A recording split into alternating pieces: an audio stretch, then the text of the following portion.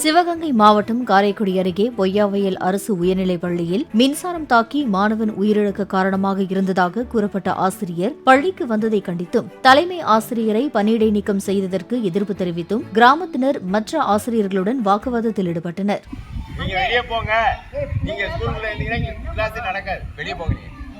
ஊர்க்காரங்க உதச்சிருவாங்க, போயிடுங்க. மரியாதையா சொல்றேன், போயிடுங்க. நீங்க வெளியே போங்க சார். ஏன் ஒரு குற்றவாளியை நீங்க தான் நீங்களே தெரிஞ்சு பண்ணிருக்கீங்க. வெளியே போங்க சார். நீங்க